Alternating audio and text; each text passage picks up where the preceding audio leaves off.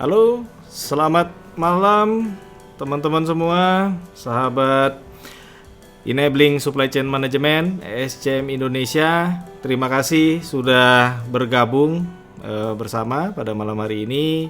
Dan saya Efrata menjadi host pada malam hari ini, dan kita akan sama-sama membahas topik yang menarik juga, yaitu adalah Introduction to Green Supply Chain Management.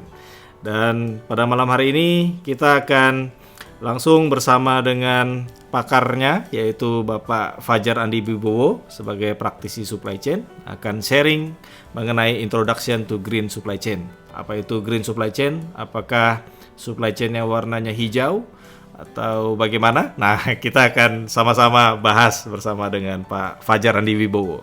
Nah, kita hadirkan sekarang Pak Fajar. Halo, selamat malam Pak Fajar.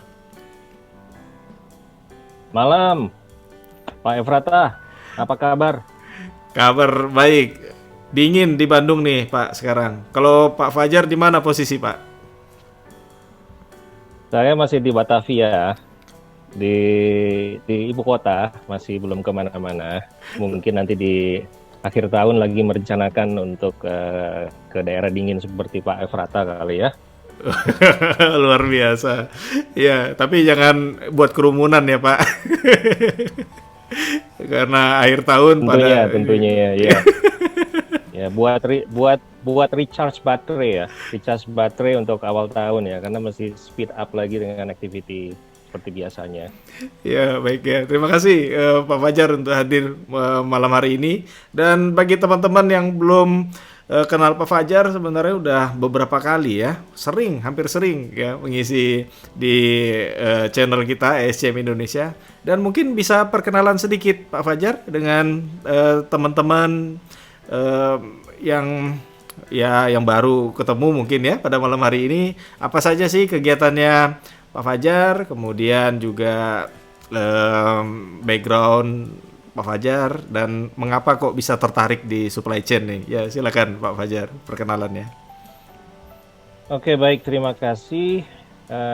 Saya cukup lama memang di dunia supply chain ya sebagai praktisi, tetapi memang sebelum di supply chain saya sendiri sempat berkecimpung di dunia B2B di marketing, dan saya saat ini bekerja di salah satu grup jarum yaitu PT BMJ Indonesia sebagai supply chain head, dan sudah lebih kurang hampir 12 tahun ya. Dan sebelumnya saya memang banyak berkelana di beberapa multinational company seperti di Nestle Indonesia, di L'Oreal, di Beiersdorf Indonesia, di Kraft Indonesia atau dikenal dengan Mondelez, masih di dalam dunia supply chain. Untuk B2B marketing sendiri, saya mencoba untuk berada di dunia tersebut lebih kurang selama 4 hingga 5 tahun, cukup baik dan memberikan value add juga buat saya dan rekan-rekan yang memang juga terlibat di dalam B2B dari marketing. Saat ini selain saya juga bekerja di grup jarum, saya juga terlibat dalam beberapa counseling member dengan beberapa perusahaan dan klien yang saya juga terlibat dalam project, dan cukup menyenangkan bisa bekerja dengan beberapa klien, dan tentunya dengan rekan-rekan IPC ya, saya juga sangat apresiasi sekali. Salam kenal semuanya. Semoga kita bisa keep contact dan sama-sama belajar di WhatsApp group dari IPC ya. Terima kasih Pak, saya pikir itu dulu introduction dari saya.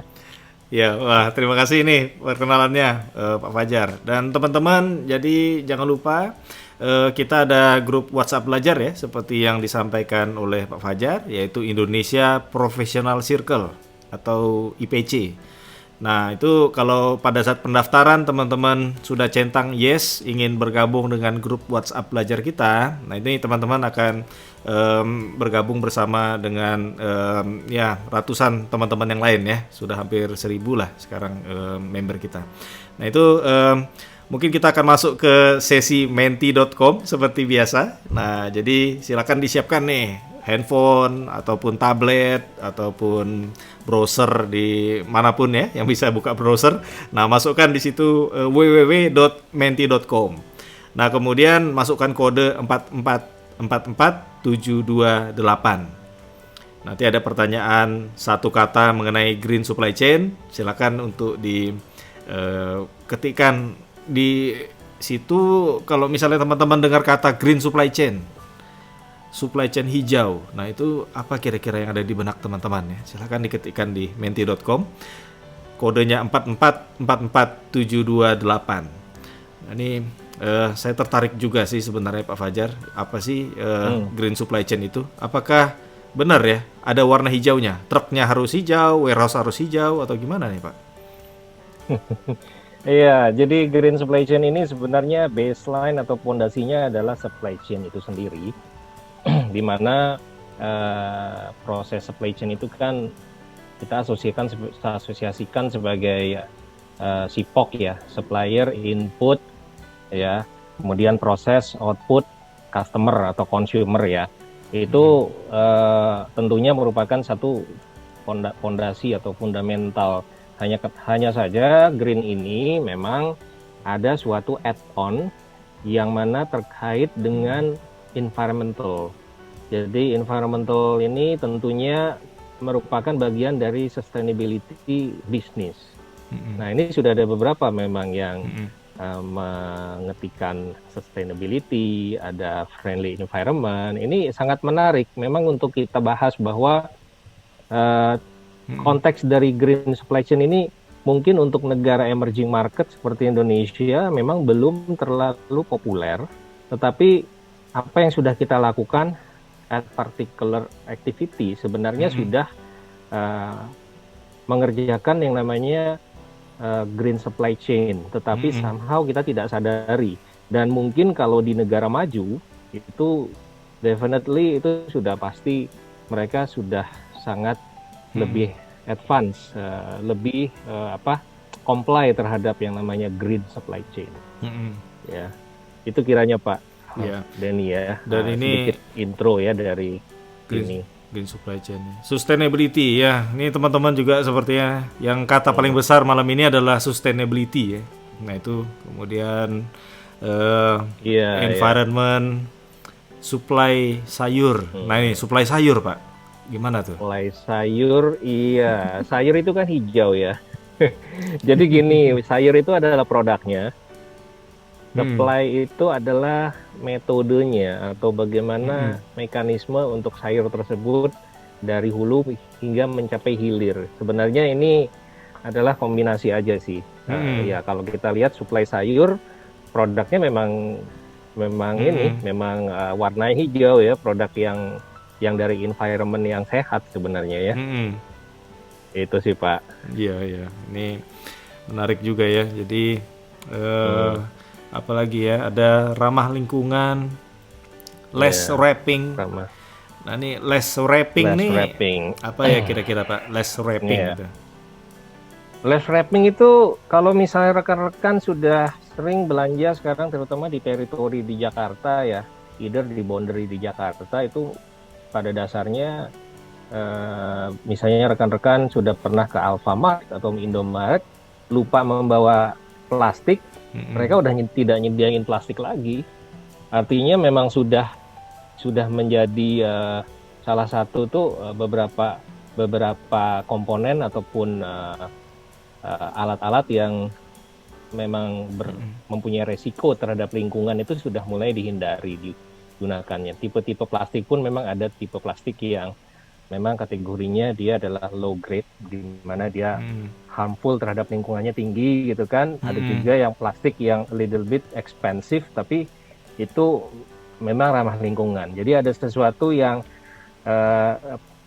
price it is what you pay but more uh, friendly ya to environment. Jadi ini nanti di slide saya akan saya jelaskan juga sih mengenai environment, tentunya kaitannya dengan sustainability, tetapi itu juga ada kaitannya dengan cost dan effort. Nah, ini ada keterangan juga nih, ada yang mengetik more effort. Ya. Meskipun belum dominan ya, more effort. Kalau saya lihat betul effort itu ada sesuatu yang harus dibayar dengan additional cost. Ya, di situ. Dan situ juga ada dikatakan high cost ya. Jadi ya, betul sekali. Jadi ini rekan-rekan juga sudah cukup pintar sebenarnya melihat korelasi daripada implementasi green supply chain ya. Ya, oke. Tapi ada juga ini kenapa ya? Kenapa ini ya Pak ya? Kenapa sepertinya dianggap kalau mau kita ramah lingkungan itu jadi kayak ada beban tambahan, ada biaya tambahan. Apakah benar seperti itu Pak Fajar? Iya, pastinya memang ada effort atau beban tambahan, mengingat lingkungan ini kan kita mempunyai sumber atau yang namanya energi atau material itu kan ada yang memang dia bisa material yang terbarukan dengan tidak terbarukan, begitu kan. Misalnya energi juga ada yang renewable energy, ada yang dia unrenewable energy. Jadi intinya yang tidak terbarukan atau yang memang berdampak kepada environment, itu harus ada upaya untuk atau effort extra cost yang kita harus keluarkan untuk bisa mendispose dari material-material yang kategorinya tidak ramah lingkungan. Itu pun ada biaya loh. Tapi kalaupun misalnya kita ingin memberikan suatu nilai tambah kepada lingkungan, itu juga ada biaya. Tapi biaya itu bisa dilihat dari dua sisi. Sisi dari upaya atau proses atau metode, dan sisi dari sisi materialnya itu sendiri atau apa objek itu sendiri yang dipakai. Seperti yang tadi saya sampaikan mengenai plastik ya. Plastik itu sebenarnya tidak semuanya berbahaya kepada lingkungan. Ada plastik yang sudah di-develop dari inovasi. Plastik tersebut itu bisa cukup aman dipakai untuk dalam jangka waktu yang lama dan dipakai beberapa kali gitu ya. Itu memang ada, tetapi memang itu ada cost dan biayanya. Iya sih, itu jadi bisa dari bahan barang yang daur ulang. Kemudian ada mengatakan add value. Nah ini apakah kalau perusahaan mengatakan saya ini green supply chain, itu menambah nilai, Pak? Iya, bisa dikatakan dengan perusahaan ini dia menerapkan yang namanya green supply chain, itu akan membuat reputasi atau image perusahaan ini di mata customer-nya akan naik, akan memudahkan mereka juga untuk berbisnis dalam jangka panjang, ya kan? Karena tentunya perusahaan yang mau untuk mengeluarkan effort dan cost untuk jangka panjang itu pada umumnya memang perusahaan yang visi misinya sudah jelas, dan tentunya dalam berbisnis mereka tidak hanya melihat dari aspek komersial saja, tapi juga aspek dari sisi environmental dan juga sustainability bisnis mereka. Karena bagaimanapun kalau mereka tidak mengimply yang namanya aspek environment di dalam mereka punya blueprint bisnis, itu akan dengan mudahnya akan bisa terkena dampak dari regulasi. Regulasi itu kan dari pemerintah atau otoritas setempat kan, sebuah negara kan akan selalu melakukan resharpening dari yang namanya regulasi. Nah, regulasi untuk protect environment, karena bagaimanapun kita hidup juga dari environment. Jangan sampai for the sake of commercial business untuk profit, tapi melupakan dampak pada environment, sehingga akhirnya bisa jadi bumerang terhadap bisnis itu sendiri gitu. Jadi itu garis besarnya Pak Denny dari sisi sustainability ya, sama tadi terkait sama dengan tadi yang wording yang terakhir yang Bapak add value sampaikan tadi itu juga add value ya, betul, value. Ya, mungkin kita udah 15 menit ya Pak dengan menti.com. Ini kata yang besar Ya. adalah sustainability. Nah, ini sepertinya sudah di capture juga ya yang Pak Fajar akan sampaikan di dalam presentasinya. Ya. Nah, ini teman-teman, jadi kita akan masuk ke presentasi. Jadi silakan diikuti presentasi dari Pak Fajar, pakar supply chain, akan menyampaikan mengenai green supply chain.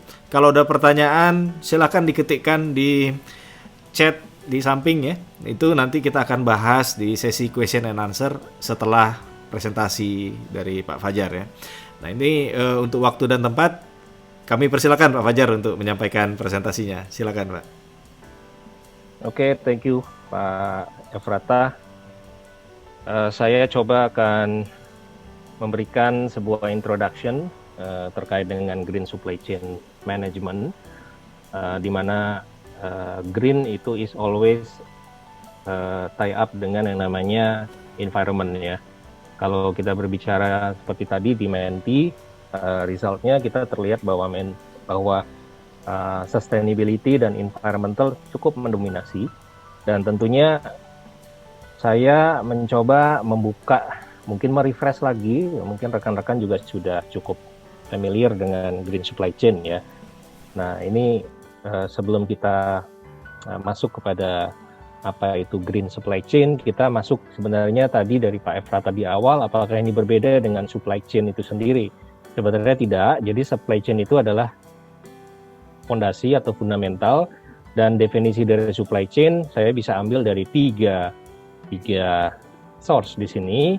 Dari Investopedia, ini intinya ya transform raw material kepada menjadi final product ya. Ini pasti karena ini prosesnya relate sama SIPOK juga tadi yang sudah saya sampaikan. Yang kedua adalah maximize customer value untuk mendapatkan sustainability dari competitive advantage dari NC State University. Ini juga yang merupakan associate dari Supply Chain Institute ya. Jadi sustainability competitive advantage itu adalah keyword dari supply chain. Kemudian yang terakhir dari iCognitive, dari salah satu mentor saya yang terdahulu pernah saya bekerja sama dengan beliau, yaitu Profesor John Paul. Itu satu keyword yang selalu saya ingat, bahwa supply chain ini adalah dynamic community ya, dari beberapa perusahaan yang bekerja sama. Jadi dari supplier tier pertama, supplier tier kedua, kemudian kita sebagai industri atau pemakai jasa mereka, dan kita juga mempunyai distributor ya, dan kita juga mempunyai consumer atau end customer di situ ya. Ini tujuannya bekerja sama untuk fulfill customer requirement, dan tentunya ya bisnis itu mencari profit ya.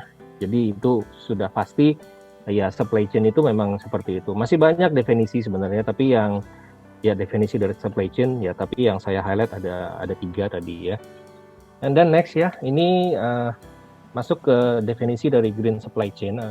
Definitionnya sebenarnya dari rekan-rekan pada saat di Menti ya, itu tadi ada yang menuliskan environmental sustainability practice terhadap supply chain management. Jadi integrating environmental yang sustainability kepada SCM itu salah satu, betul sekali tadi, sangat berkorelasi dari result Mendy-nya.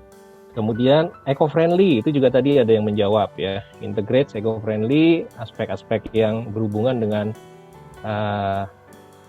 lingkungan, ramah lingkungan ya, itu kepada konvensional SCM secara praktis.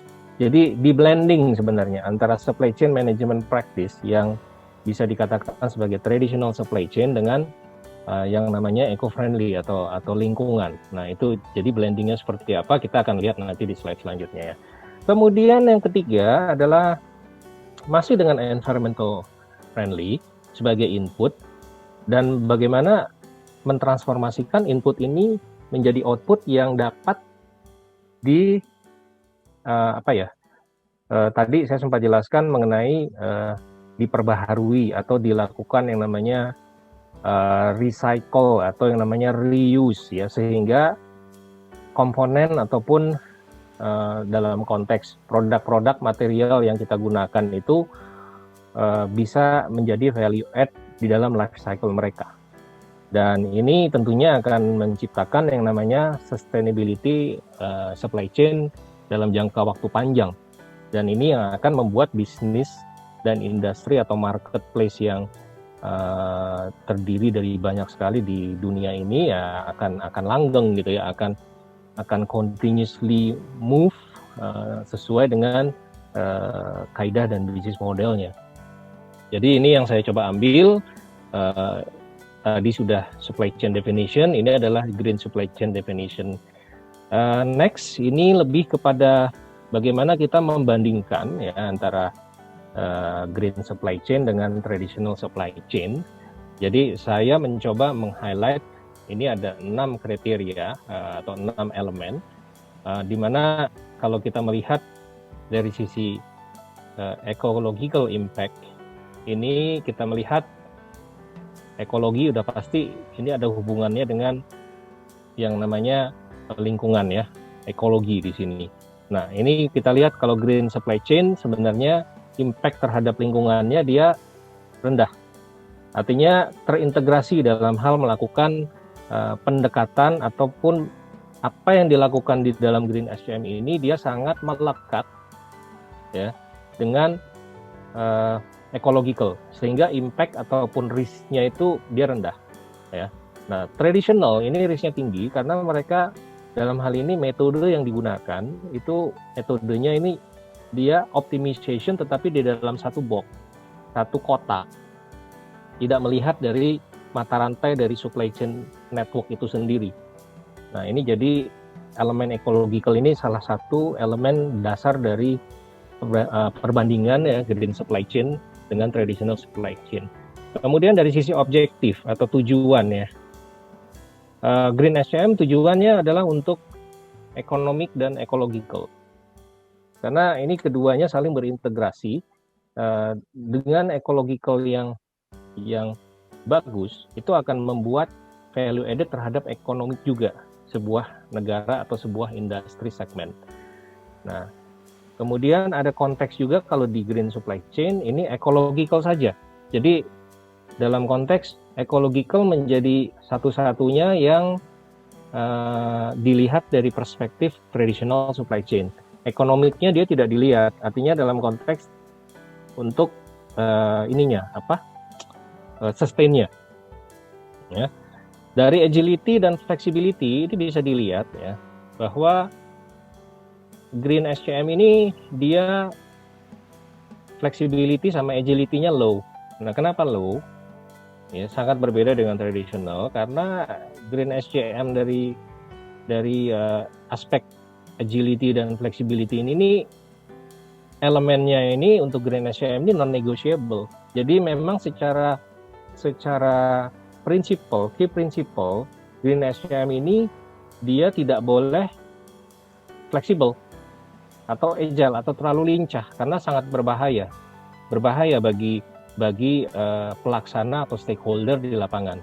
Sedangkan kalau di traditional SCM justru disinilah agility dan flexibility-nya dibuat lebih wide atau lebih high. Jadi level intensity-nya berbeda. Nah, bagaimana dari sisi sourcing, selection criteria yang merupakan elemen keempat dari perbandingan ini. Long term partnership itu tentunya yang menjadi key prinsip utama dari green supply chain. Jadi mencari partner bagaimana yang mereka juga satu visi dengan pembeli dan penjual intinya ya kalau kita bicara sourcing. Jadi kami di grup juga selalu sekarang sudah punya yang namanya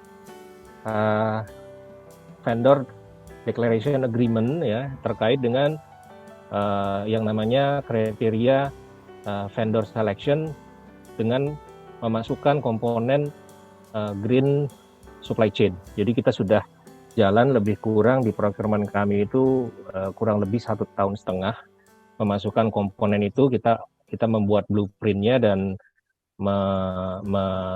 mentranslate ke dalam requirement di dalam vendor selection kriteria dan juga agreement yang sudah kami establish dengan vendor-vendor kami atau sourcing provider kami.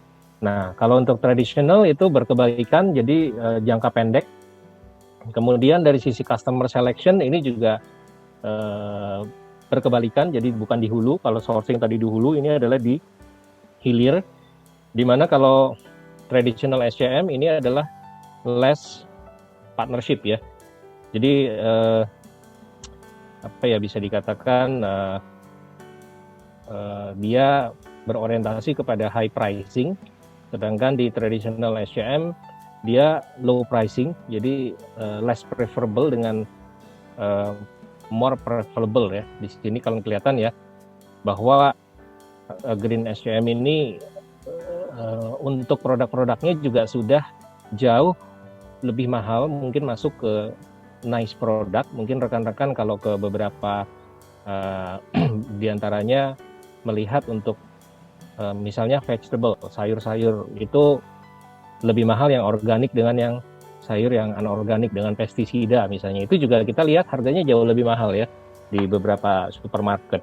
Begitu pula ada faktor pembeda antara produk-produk yang niche produk dengan yang standar produk. Jadi memang ini salah satu inovasi yang dilakukan oleh beberapa perusahaan dengan harga yang lebih tinggi untuk yang selection kriteria dari customer. Ya.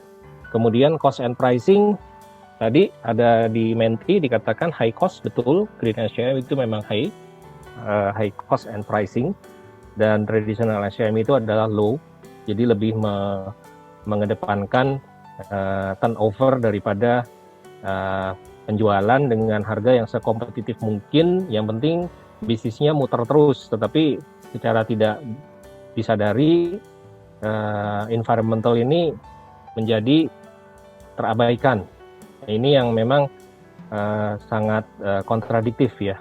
Nah, jadi sekarang memang sudah mulai trennya sudah mulai beberapa perusahaan atau industri itu membawa proses mereka ke dalam green, dan juga membawa beberapa produk kategori mereka dipecah segmentasi dari marketnya. Ada yang memang lebih ke arah high cost atau high pricing, dan juga ada ke arah yang standar atau memang yang economicalnya memang masih dimiliki oleh si consumer ya.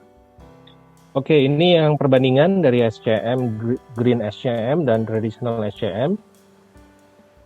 Nah, kenapa sih kita butuh green ya?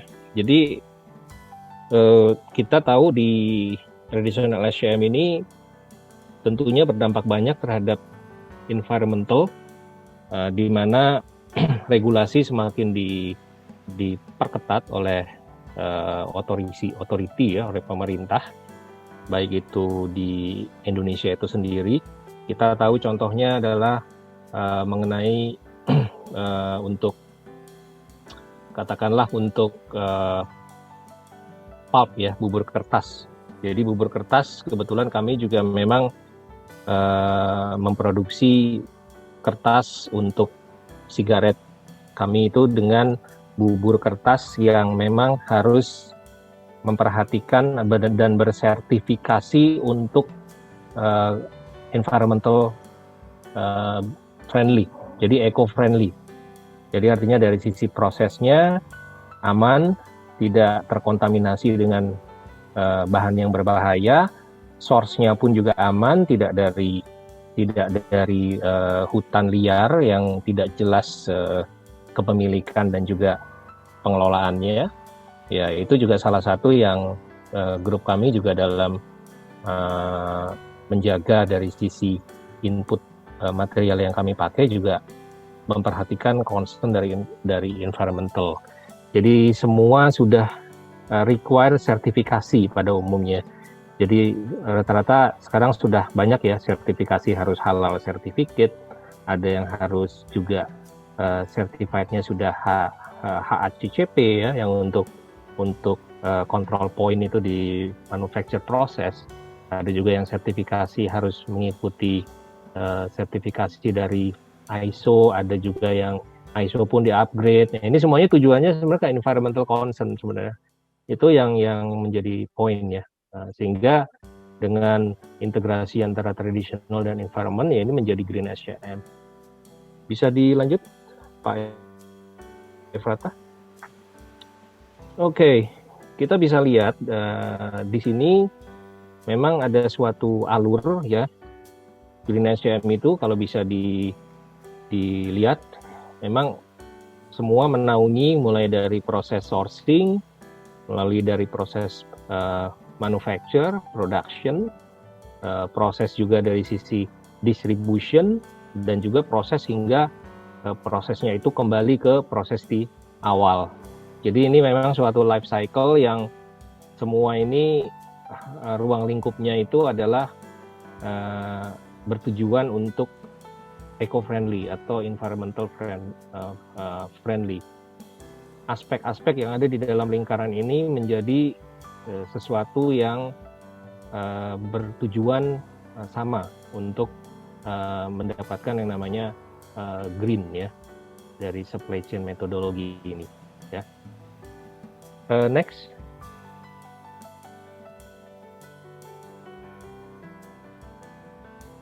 Oke. Ini bagaimana cara untuk mengaktualisasikan ya. Mungkin rekan-rekan sudah pada mengetahui semua dan dari background ataupun tempat rekan-rekan bekerja ya, atau rekan-rekan mempunyai usaha juga pasti akan melihat hal terkecil apa yang bisa berkontribusi terhadap Green SCM.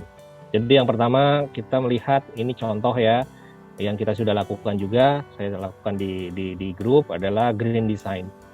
Jadi bagaimana Green Design ini seminimal mungkin penggunaan material itu bisa ditakar, artinya tidak berlebih, sehingga kita juga dalam konteks melakukan aplikasi atau suatu proses produksi itu tidak berlebih. Contoh misalnya untuk energi kita juga sudah ada yang namanya renewable energy. Material kita juga sudah ada yang namanya recycle material. Dalam konteks kemasan pun juga sama. Kita harus berpikir bagaimana kemasan ini bisa mensupport yang namanya less usage. Jadi yaitu eco-friendly. Kemudian bagaimana minimum dari operations.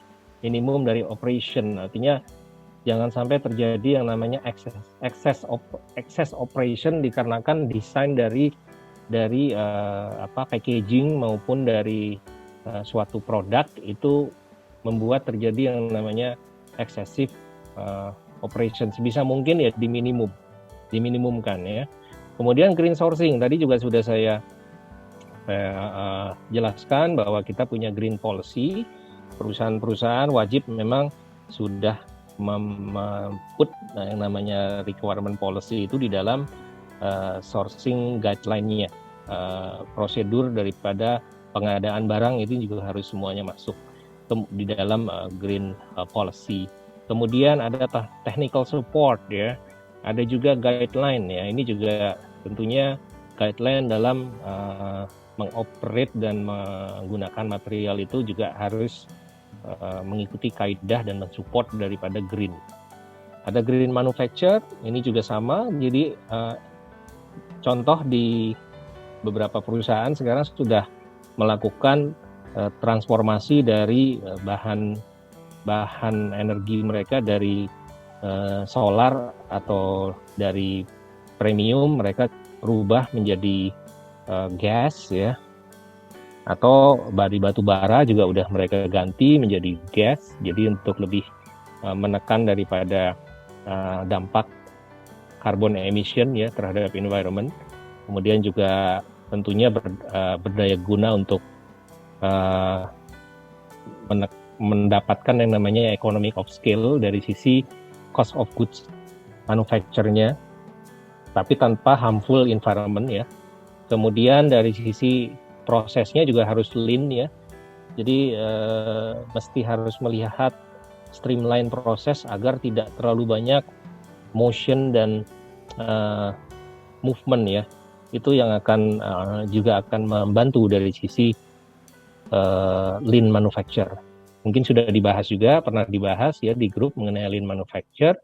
Kemudian ada efisiensi proses dari mesin ya, itu kita lihat energy and water, ini juga salah satu yang memang sering kali di-highlight oleh para praktisi terkait sama energi. Itu sudah bisa dilakukan energi yang ramah lingkungan dengan renewable energy, dengan aplikasi misalnya menggunakan solar panel atau dengan menggunakan gas ya, dengan return of investment yang sangat promising sebenarnya. Memang investasi gas itu tidak besar ya, tidak kecil, cukup besar di awal, tetapi secara return on investment itu akan jauh lebih baik dibanding dengan menggunakan yang energi konvensional ya, apalagi dengan menggunakan batu bara yang memang itu sudah mulai ditinggalkan.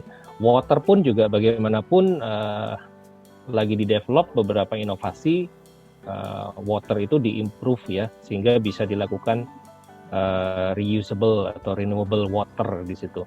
Kemudian ya yang terakhir tentunya carbon emission. Itu yang sangat menjadi salah satu barometer ya, keberhasilan dari manufacture itu diukur salah satunya dari carbon emission levelnya. Kemudian dari logistik itu juga bisa dilihat beberapa upaya di mana menurunkan dari number of traffic ya, trafficnya diturunkan dengan melakukan optimization dari trafficnya sendiri. Yang kedua adalah loadnya sendiri, setiap truk itu dicoba dioptimize sehingga di situ bisa lebih memberikan value added, tidak terjadi yang namanya repetitive route ya, routing itu yang banyak ya.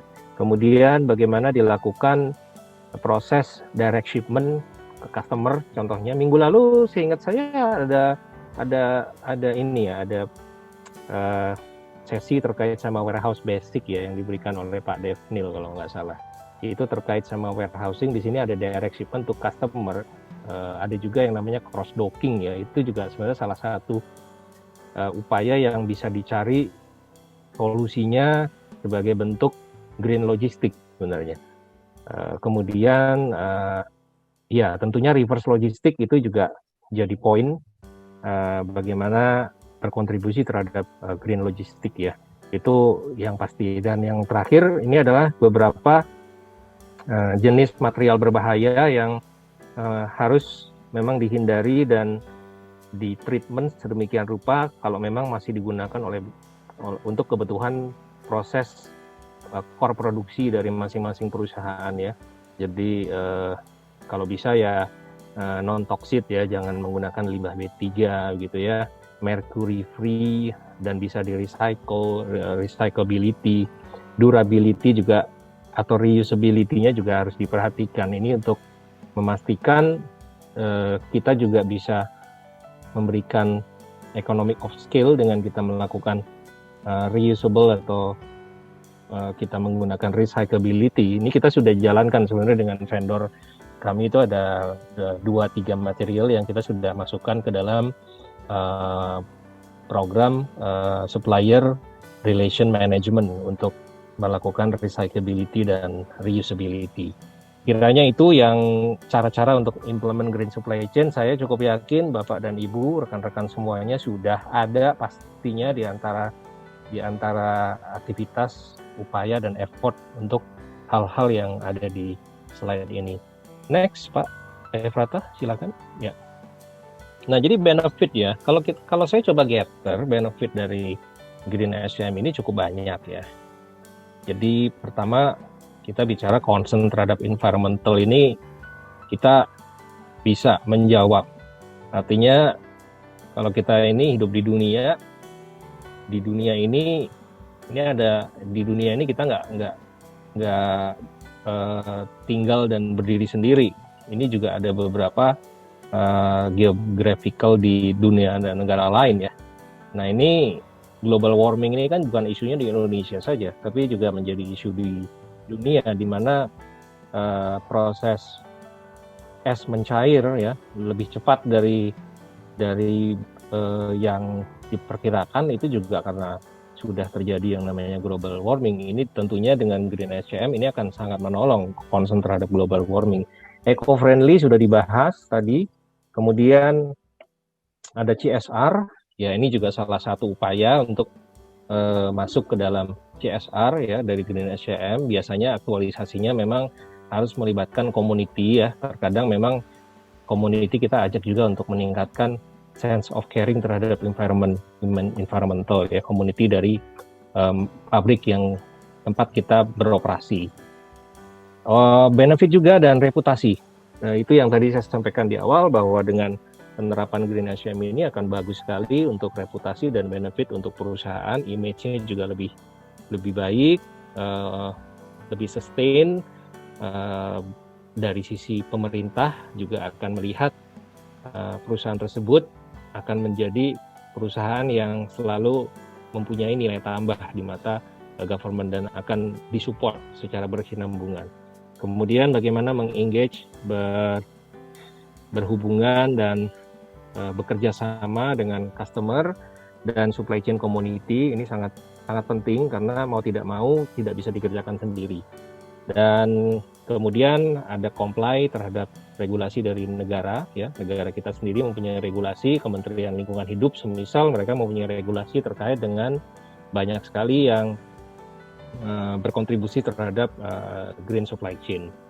Dan yang terakhir ya ini penting bahwa antara shareholder dan stakeholder ini harus sama-sama mempunyai kepedulian atau awareness bahwa shareholder itu memang melihat dari bisnis perspektif, jadi profit, tetapi stakeholder ini yang menjalankan di lapangan, ini wajib juga memberikan umpan balik terhadap shareholder bahwa kesinambungan bisnis itu juga harus dikaitkan dengan lingkungan, keamanan dan support daripada community yang mana ini berhubungan dengan environment di tempat pabrik dari perusahaan tersebut berdiri. Jadi stakeholder dan shareholder mesti paham sekali yang terkait dengan green supply chain management ini. Next, masih ada slide yang bisa saya share kiranya. Nah, ini challenge sebenarnya atau obstacle. Jadi kalau obstacle terhadap implementasi green supply chain itu ada yang bisa saya jabarkan di sini, ada sekitar 7 ya. Jadi yang pertama ini resistance ya atau keengganan untuk berubah. Karena beberapa perusahaan merasakan dengan mengimplement green supply chain itu tadi ada yang bilang, wah saya butuh effort lagi nih, ada cost, ada biaya, sehingga nanti saya takut kalau saya naikin harga jual saya dengan kompetisi yang ketat, ini nanti akan berimbas kepada bottom line profit saya yang akan terkena karena saya tidak mungkin mengurangi daripada harga jual, menaikkan dari harga jual. Saya tetap harus compete harga jual dari produk saya. Ya. Ada memang beberapa yang berpikir seperti itu sehingga cenderung beberapa perusahaan itu mindsetnya masih mencoba mencari jalan tengah. Jadi win-winnya seperti apa gitu ya, tanpa harus berimbas kepada competitive advantage dari perusahaan tersebut. Padahal di sisi lain dengan mereka mengimplement green supply chain ada value yang tidak bisa dibayar dengan uang sebenarnya, dengan capital. Karena itu kita udah bicara reputation dan image itu sebenarnya juga adalah sebuah value yang nilainya bahkan terkadang lebih tinggi daripada hanya sekedar profit. Ya. Nah kemudian ada lagi poor quality dari human resource. Nah ini kaitannya lebih kepada sumber daya dari sebuah perusahaan itu sendiri harus memiliki kepedulian ya. Jadi quality ini lebih dilihat dari bagaimana culture dan mindset dari human resource atau stakeholder yang ada di dalam perusahaan itu biasanya dari sisi quality-nya ini masih kurang baik gitu ya, pandangan terhadap green supply chain ini untuk diimplementasi. Ya, ini yang seringkali jadi obstacle juga. Kemudian regulasi yang dipandang masih cukup lemah sebenarnya. Indonesia dalam hal ini, kalau saya melihat, saya memang bukan pakar dalam hal regulasi ya, tetapi saya melihat Indonesia masih dalam tahap yang intermediate ya. Kalau saya melihat beberapa regulasi-regulasi yang mereka keluarkan, pemerintah keluarkan itu masih dalam intermediate, dalam level menengah, jadi belum bisa dikatakan advance, karena yang sulit pada umumnya adalah bagaimana di level eksekusi. Jadi penerapannya itu yang memang membutuhkan konsistensi. Jadi ini yang kadang regulasi sudah dibuat, tapi dari sisi konsistensi atau implementasinya ini low enforcement, yaitu yang seringkali terjadi.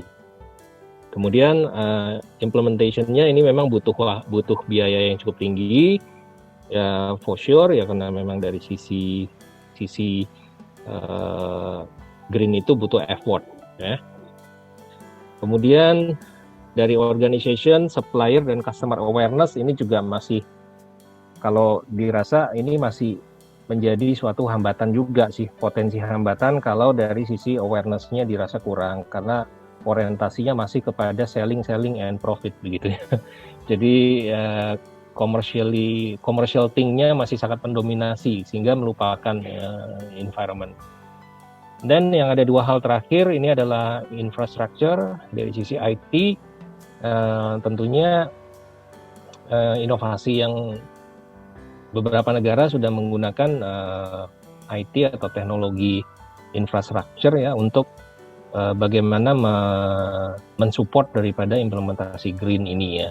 Jadi misalnya dengan development dari IoT ya. Sebenarnya IoT itu di tempat kami lagi menjajaki untuk penerapan IoT terkait dengan beberapa critical proses di produksi kami yang memang berhubungan dengan green. Jadi contohnya carbon emission. Jadi beberapa proses atau PET proses di mesin kami, kita lagi dalam tahap mau menganalisa mulai tahun depan ini, untuk kita akan coba menggunakan yang namanya remote tools dengan IoT ya. Dan ini akan tentunya membutuhkan biaya juga ya untuk IoT ini. Yang jelas IT ini akan semakin punya dominasi dalam hal menolong daripada implementasi Green SCM ini. Tetapi kalau ini IT-nya lag ya, Indonesia biasanya yang menjadi problem itu adalah bandwidth ya, bandwidth daripada internet connection ya. Kemudian belum menyeluruh masuk ke pelosok di tanah air ya. Jadi ini yang masih menjadi tantangan sebenarnya. Nah, dan yang terakhir adalah ya ketakutan atas ketidakpastian. Jadi mungkin dengan yang namanya Green SCM ini malah menjadi yang namanya ketakutan. Padahal ya Green SCM ini justru untuk sustainability.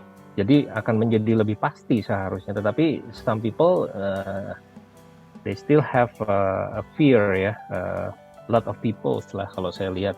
Jadi kita sudah cukup akrab dengan yang namanya itu ya,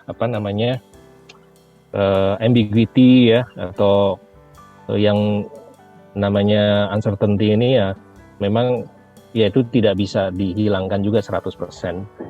Masih menjadi potensi obstacle gitu ya.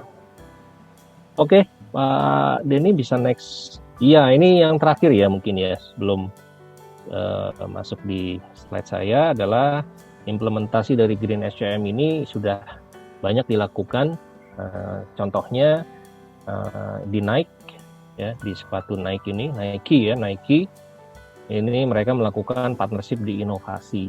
Jadi mereka melakukan yang namanya join dengan beberapa research untuk melakukan yang namanya blue design teknologi buat mereka punya aksesoris termasuk sepatu mereka agar bisa lebih mensupport dari implementasi green supply chain ya. Blue Finder ini juga sama. Jadi untuk kalau tadi blue design lebih di teknologi dari yang mereka akan gunakan, mereka dengan partnership ya dengan beberapa research atau third party innovation company mereka juga sekarang dengan suppliernya pun melakukan yang namanya membuat yang namanya Blue Finder Tool itu sebenarnya sebagai portal dari supplier, sehingga supplier mereka bisa mengakses material dan proses guideline yang ini sebenarnya mutual antara Nike dengan beberapa supplier mereka, tentunya selected supplier yang memang mereka ingin bawa supplier tersebut menjadi long term partnership dalam hal mengimplement yang namanya Green SCM. Dan yang terakhir adalah Blue Guide. Ini Blue Guide ini sudah cover akses sekitar 30.000 ya, 30.000 akses di seluruh dunia untuk melakukan yang namanya research material chemical yang sustainable. Jadi ini luar biasa sebenarnya upaya dari Nike ini. Jadi dari desain aparel mereka sendiri, mereka sudah bagaimana mengallocate dan membuat blue design, bagaimana material sebagai input untuk mereka melakukan proses produksi, dan juga bagaimana dari sisi chemical material yang dianggap memang sangat berisiko terhadap green, itu mereka juga sudah membuka suatu akses di portal mereka untuk supplier dan juga customer mereka bisa akses sebenarnya di sini. Jadi mereka cukup transparan ya dalam hal implementasi Green SCM. Untuk Dell sendiri, mungkin ada beberapa rekan yang menggunakan PC Dell ya, laptop ataupun personal desktop ya. Ini juga mereka sudah melakukan yang namanya reuse dan recycle nih dari material mereka. Jadi tanpa disadari sebenarnya material mereka itu sudah didaur ulang lagi dengan si suppliernya. Kita bisa lihat cycle-nya sudah mereka develop hampir 45,6 juta di sini ya.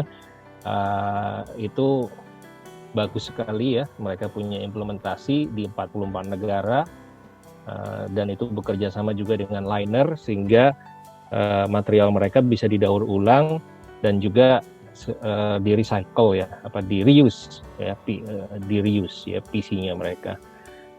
Ini cukup menarik ya, dari dua pemain besar ini ya, dua player besar Nike dan Dell. Oke Pak, bisa next slide? Ya, so terima kasih. Saya pikir ini cukup memberikan refreshment ya buat kita semua. Apa itu Green Supply Chain, kenapa itu perlu yang namanya Green Supply Chain, benefitnya apa, obstacle-nya apa, dan juga dari sisi ya tentunya apa yang akan kita lakukan untuk berkontribusi dari kita dan perusahaan kita. Mudah-mudahan bermanfaat dari apa yang saya sampaikan malam ini. Silahkan Pak Denny, saya kembalikan. Ya, terima kasih Pak Fajar udah sharing mengenai Green Supply Chain. Nah, kita akan masuk ke sesi question and answer, tanya jawab. Jadi teman-teman kalau ada pertanyaan silakan diketikkan di samping, dan sepertinya sudah banyak pertanyaan yang akan nanti dibahas oleh Pak Fajar ya. Nah, kita akan sama-sama sapa dulu nih teman-teman yang hadir pada malam hari ini. Jadi terima kasih pada teman-teman yang selalu support sehingga acara kita rutin setiap minggu ya diadakan, udah berapa puluh episode nih. Nah, ini Pak Yuna, selamat malam Pak. Sudah hadir. Kemudian Selamat malam ya. Pak Suryo, Pak Musin, Pak Sandi, Pak Bramantia, Pak Subur Riyadi. Terima kasih teman-teman ya sudah hadir pada malam hari ini. Dan ada pertanyaan dari Pak Suryo Prasetya untuk Pak Fajar. Apakah ada standar internasional yang mengatur green financing? Nah, ini mungkin green supply chain kali ya maksudnya. Apakah ada standar internasionalnya Pak? Silakan Pak Fajar komentarnya. Kalau saat ini untuk standar internasional, saya memang belum melihat ada satu standar dari internasional ya. Tetapi memang ini akan menjadi salah satu masukan untuk blueprint di international worldwide ya, untuk bagaimana mengintegrasikan yang namanya green regulation dari negara itu sendiri dengan negara yang lainnya, karena ini sudah G2G ya kalau sudah seperti ini. Dan kenapa memang belum ada secara official, seperti mungkin kita tahu kalau international standard itu kan adalah ISO gitu ya, International Standard atau OHSAS gitu ya, sudah bisa distandarkan secara internasional, karena memang butuh waktu yang cukup lama, mengingat green supply chain ini atau green regulation ini, green ini kan banyak ya, bukan green dari aspek supply chain ya, tapi green juga yang aspek mungkin tadi Pak Suryo mengatakan aspek financing ya, green. Apakah memang ada green financing? Itu memungkinkan juga akan ada regulasinya, karena kalau kita bicara financing itu kan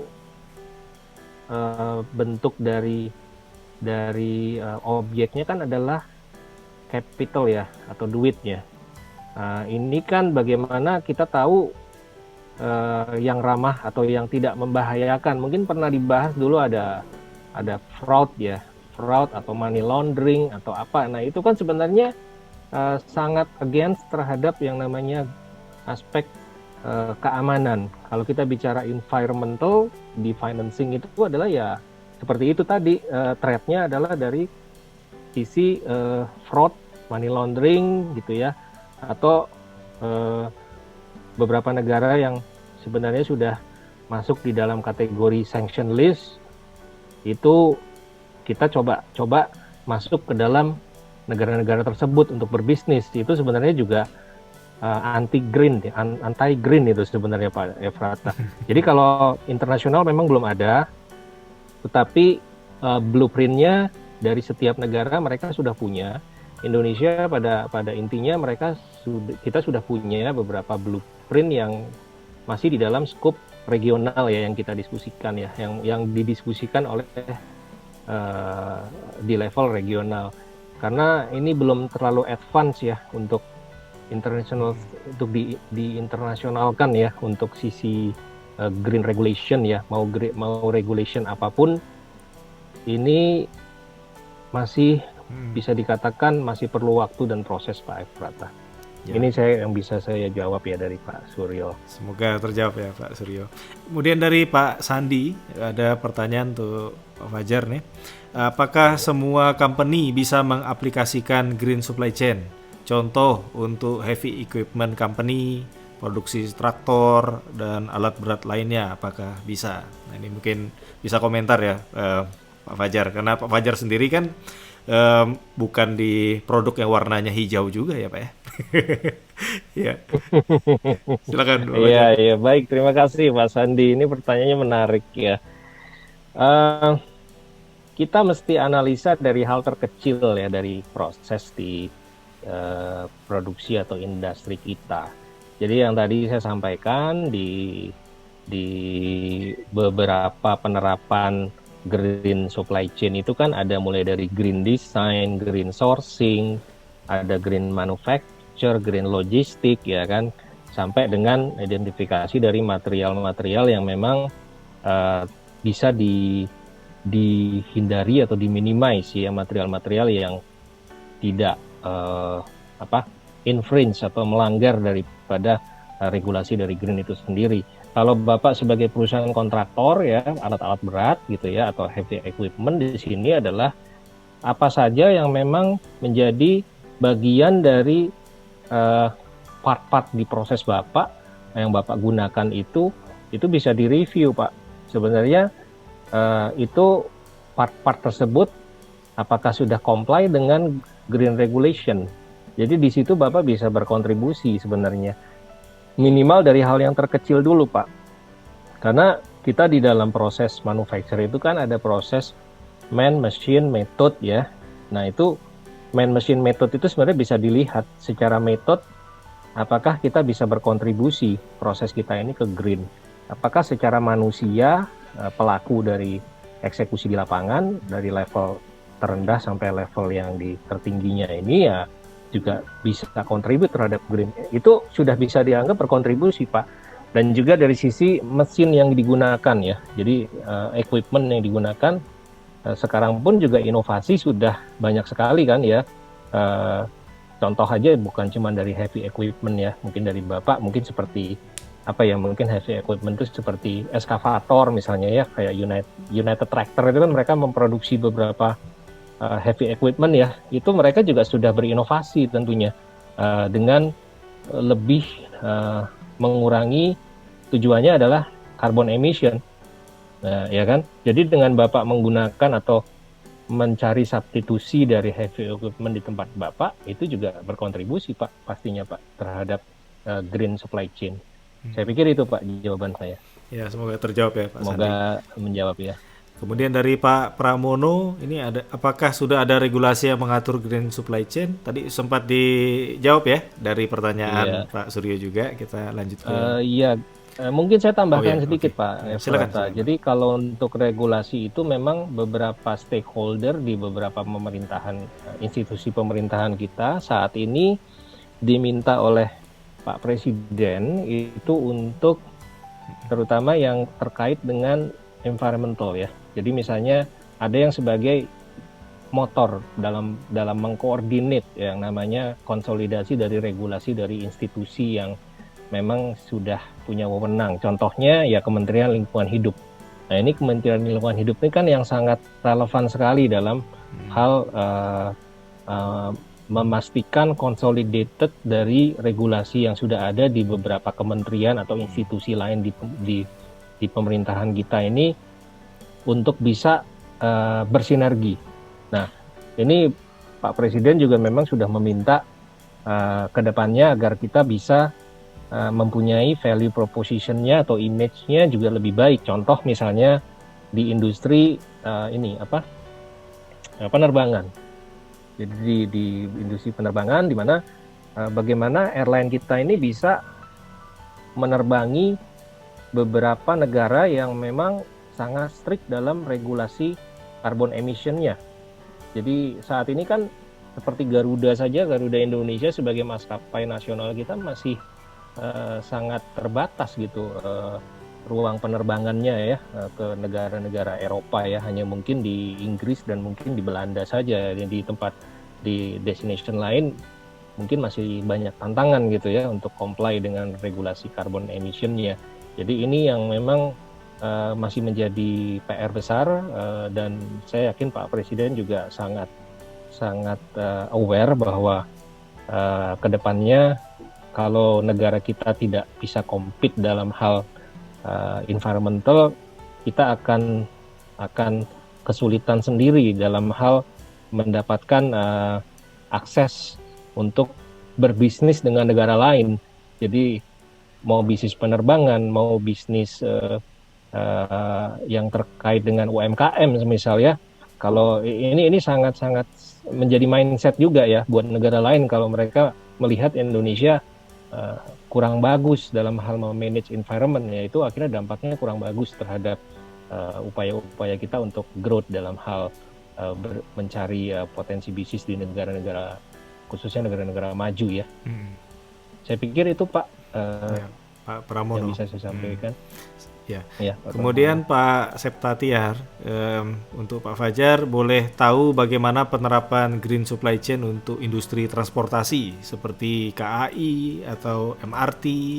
Hal apa yang sangat fatal untuk diperhatikan? Ya, mungkin bisa dijawab Pak Fajar.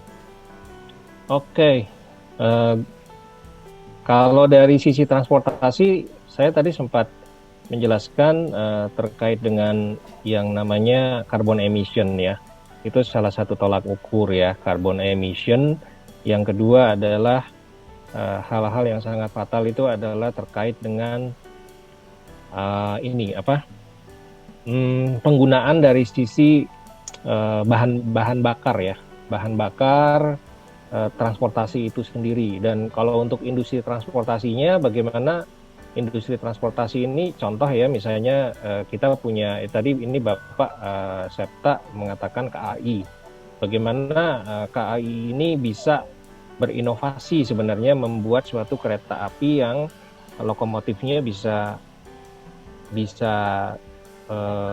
eco-friendly lokomotifnya dari sisi inovasi proses dan metode dari lokomotif itu sendiri, atau MRT. MRT sebenarnya sudah jauh lebih baik ya, tetapi semua energi yang dihasilkan dari transportasi ini memang tidak bisa zero emission.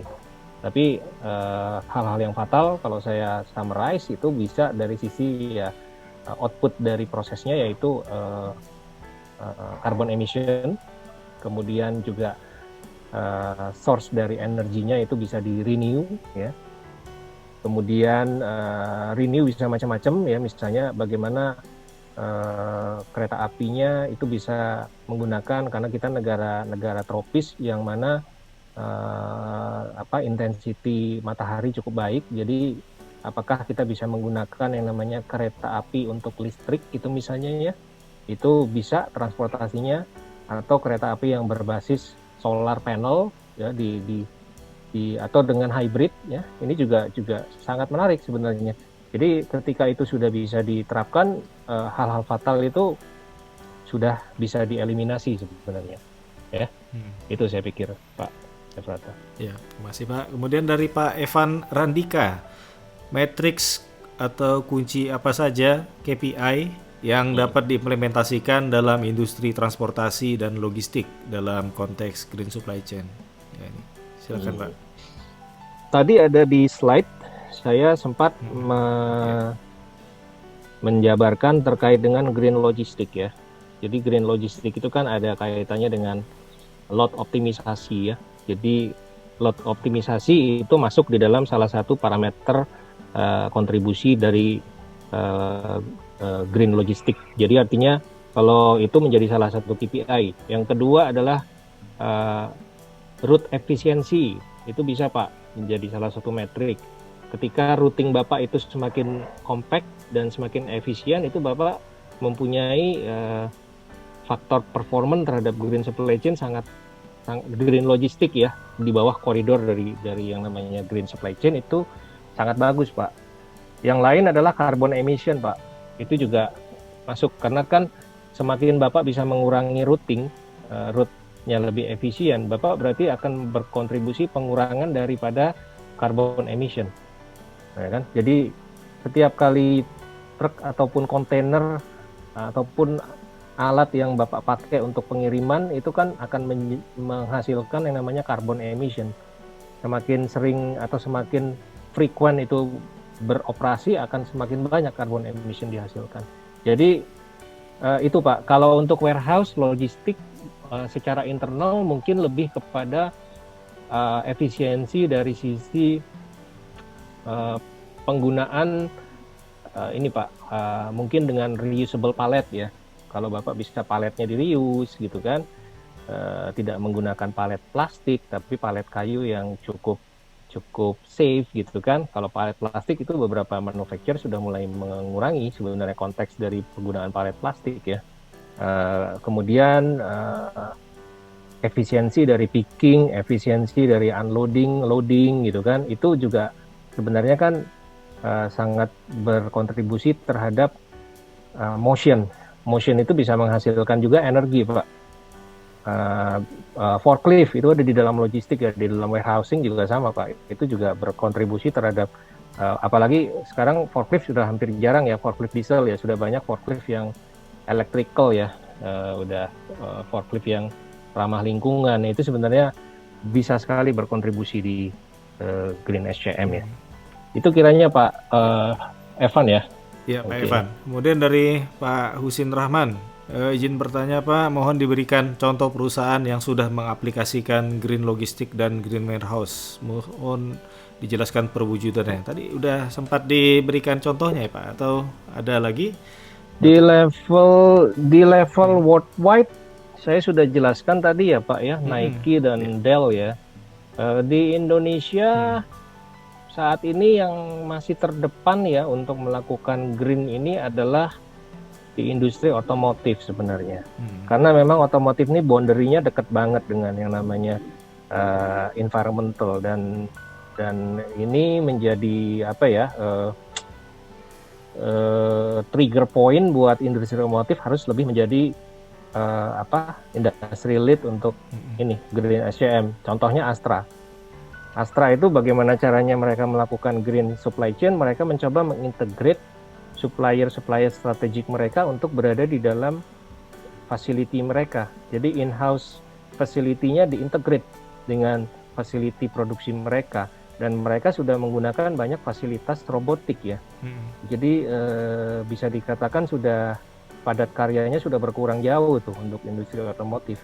Saya melihat dari sisi industrinya dulu yang memang terdepan, bisa one step ahead dibanding industri yang lain ya. Itu ya Pak yang kiranya saya bisa jawab.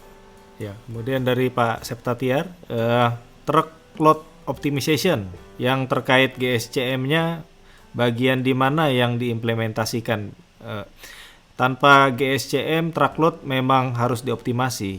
Terima kasih Pak Fajar. Ini mungkin lanjutan dari pertanyaan MRT tadi juga ya Pak Septatiar.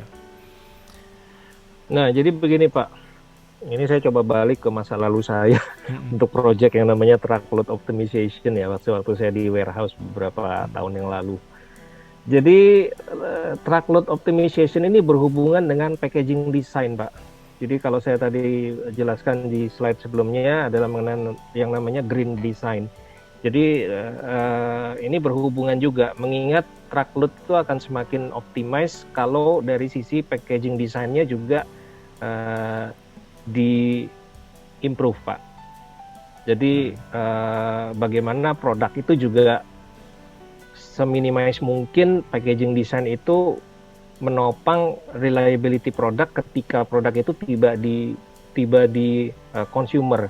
Jadi semakin banyak produk yang misalnya nih banyak case produk ini penyok, apalagi produk-produk yang kosmetik begitu penyok kemudian isinya keluar kemana-mana, atau produknya ini sobek karton boxnya karena dari sisi desainnya tidak reliable gitu ya.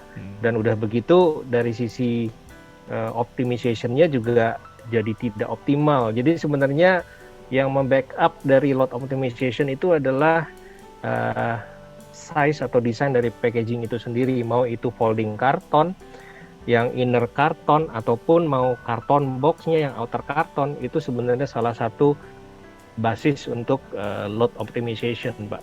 Dan itu yang memang menjadi salah satu fundamentalnya sebelum melakukan truck load optimization.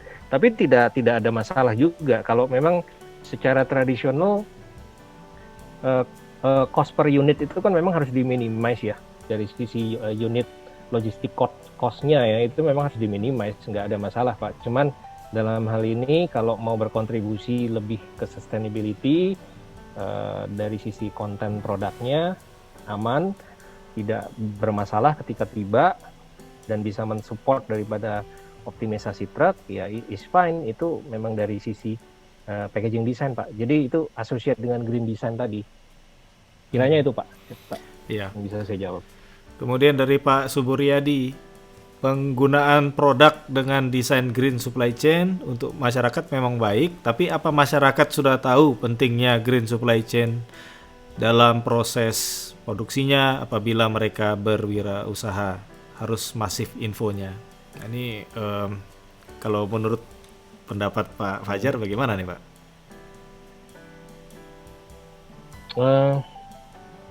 Ya tentunya tantangan ya sebenarnya untuk Indonesia, di mana UMKM kita lagi growth, home industry kita lagi growth ya. Dan kalau kita berbicara terkait sama produk dengan desain green SCM, memang bagus yang Bapak katakan. Masyarakat kita memang harus dieducate Pak, dalam arti ini sebenarnya call on terhadap semua praktisi supply chain ya. Mungkin Bapak Ibu dan rekan-rekan juga bisa membantu sebenarnya bagaimana yaitu tadi people awareness ya terhadap green supply chain ini masih menjadi obstacle ya, atau tantangan ke depannya. Nah itu Pak, jadi memang dirasa perlu ya, memang perlu. Dan saya pikir ini memang harus menjadi, kalau memang diperlukan, ini memang harus menjadi salah satu KPI dari masing-masing industri ya, atau perusahaan ya, untuk bisa berkontribusi terhadap Green SCM sih. Ini Pak yang bisa Ya. saya jawab dari pertanyaan Pak Subur ya. Ya. Oke, dari Pak Sandi, just confirm Pak, green supply chain itu fokusnya ke produknya ya. Kalau dilihat dari kacamata sistemnya, apa bedanya dengan yang bukan green supply chain? Silakan Pak Fajar. Oke, jadi kalau green supply chain itu tidak hanya fokus di produk ya. Sebenarnya produk itu adalah eh, di mata consumer memang produk, tetapi sebenarnya kalau kita melihat di mata yang lebih luas itu lebih di prosesnya. Jadi ketika proses dari input materialnya, prosesnya produksinya sendiri itu sudah eh, comply dengan green supply chain, outputnya juga akan mengikuti dengan sendirinya. Jadi itu sudah pasti Pak Sandy ya. Kalau produk itu sebenarnya laggingnya ya, leadingnya justru ada di input dan ada di proses produksinya Pak.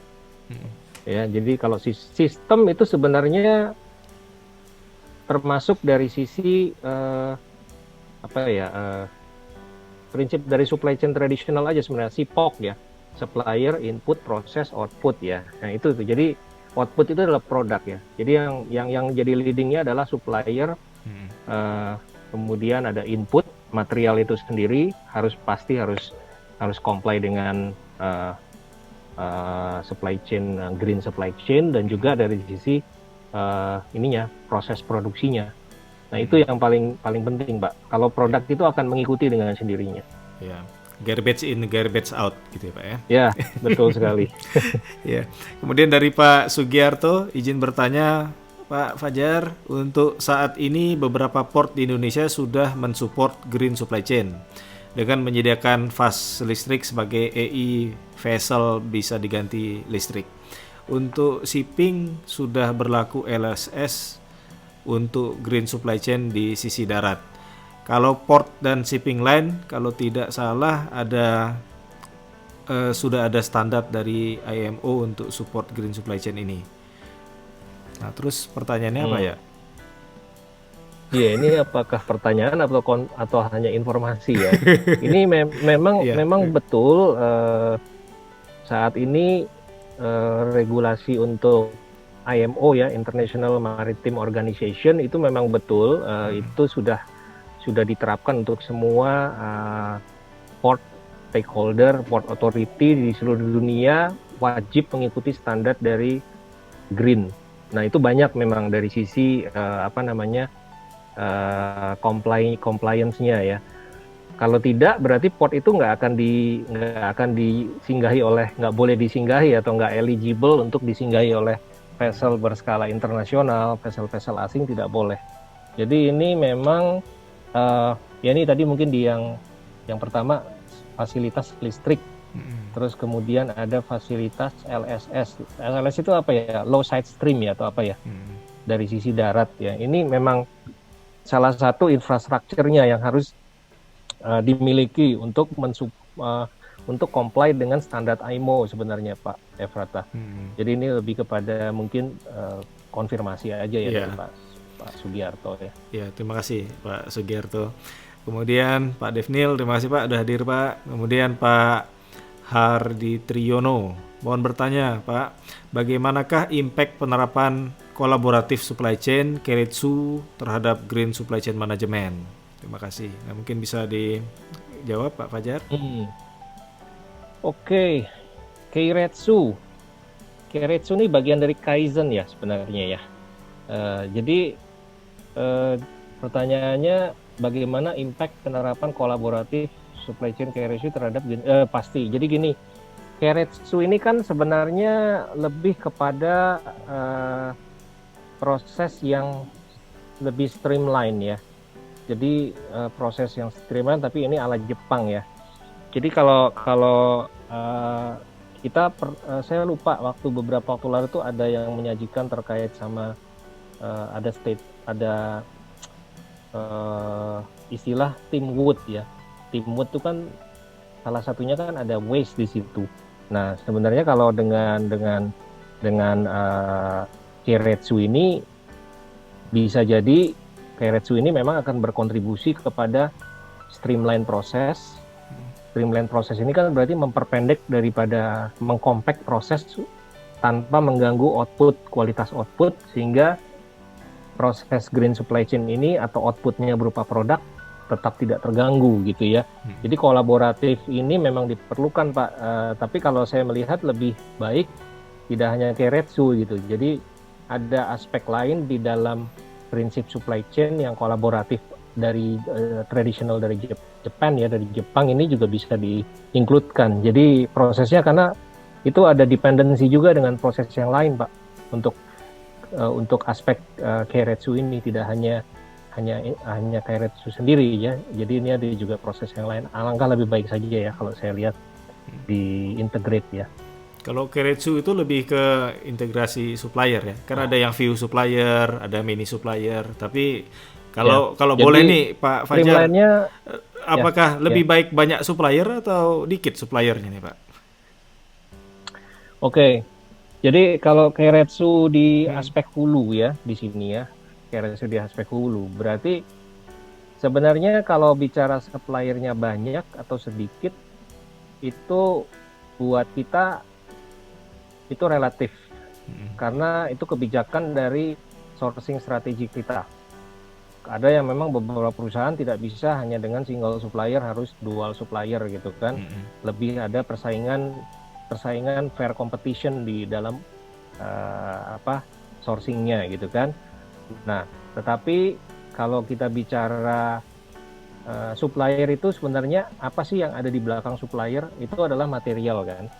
Kalau kita identify material itu strategik dan material itu langka, tidak semua pemain supplier itu bisa mensuplai, dan bahan baku materialnya itu adalah terbatas, itu kita memang tidak bisa punya supplier lebih dari 2 karena memang keterbatasan dan few player yang bisa hanya few player yang bisa berkiprah mensuplai material tersebut.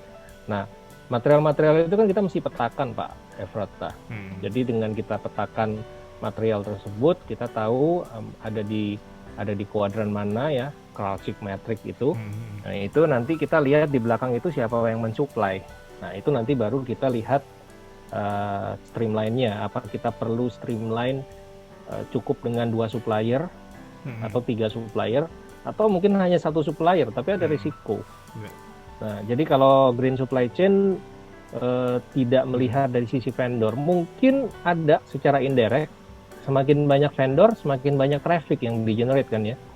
Traffic itu artinya trackingnya makin banyak tuh, artinya berarti generate carbon emission ya, bisa jadi itu ada kontribusi juga sih. Karena carbon emission salah satu penyumbang dari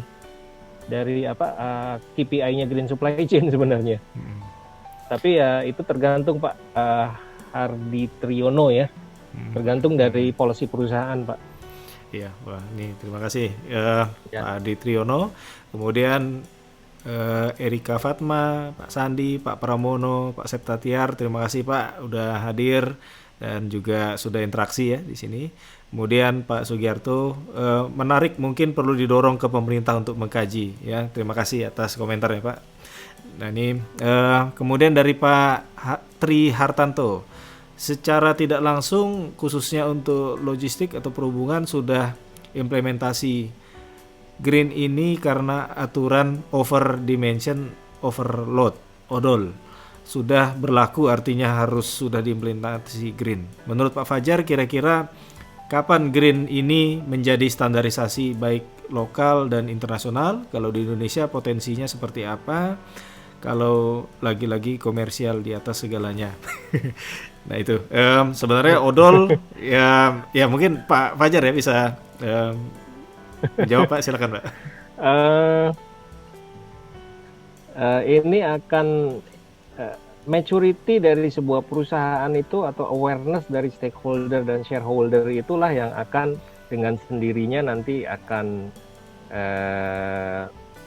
membawa kepada keberhasilan penerapan dari standarisasi green supply chain di Indonesia maupun di internasional. Karena kan itu tadi perkataan dari Pak Tri ya, ini komersial di atas segalanya gitu kan, yang penting profit. Nah, itu memang harus ada top to down sebenarnya dari sisi government kita ya. Artinya kalau memang government kita mau, negara kita mau punya competitive advantage dalam hal sustainability bisnis dengan negara-negara maju, sekarang pun China dia juga sudah tidak asal mereka sudah tidak asal memproduksi dengan men-sacrifice yang namanya environmental ya. Dulu mungkin iya di era 90, 80 mereka sebelum menjadi negara kedua terbesar, mereka sangat dominan sekali dalam aspek komersialisasi. Harga semurah mungkin, kualitas ya kualitas belum tentu bagus gitu kan, karena berbanding lurus dengan harga. Yang penting mereka bisa massive production dan mereka bisa menggunakan bahan bakar batu bara. Tapi sekarang kenyataannya yang saya dapat seminggu lalu bahwa mereka sudah menggunakan proses produksinya itu dengan packaging mereka sudah menggunakan virgin pulp, jadi nggak menggunakan waste paper lagi. Mereka sudah mulai bertransformasi untuk mengurangi penggunaan waste paper atau recycle paper. Itu sudah sangat bagus ya buat negara seperti Cina ya.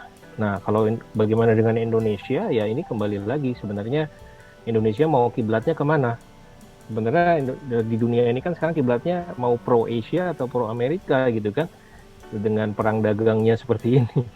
Saya pikir ini lebih ke maturity dari ini Pak Tri ya, maturity dari sisi stakeholder sama shareholder, terkait sama odol juga. Ini kan ya memang kalau untuk yang terdepan tadi ya, saya bilang industri otomotif, industri pelayaran pun juga sudah ada IMO tadi ya, authority port juga ya. Mau tidak mau industri transportasi akan menjadi ujung tombak sih untuk menjadi leading industrinya dalam mensukseskan atau comply dengan green supply chain. Yang paling sulit sebenarnya adalah beberapa industri yang padat karya, itu yang tidak mudah sebenarnya, seperti industri garment, tekstil ya, industri yang menggunakan bahan batu bara. Ya, iya. Bahan batu bara yang memang murah meriah gitu ya. Kayak gitu Pak kiranya. Iya, semoga terjawab nih. Tapi memang menarik sih. Terima kasih pertanyaannya Pak Trihartanto. Kemudian Pak Husim Rahman, terima kasih Pak. Kemudian Pak Krisnov, malam Pak Fajar. Kira-kira versi setelah green supply chain apa ya Pak? Ganti warna?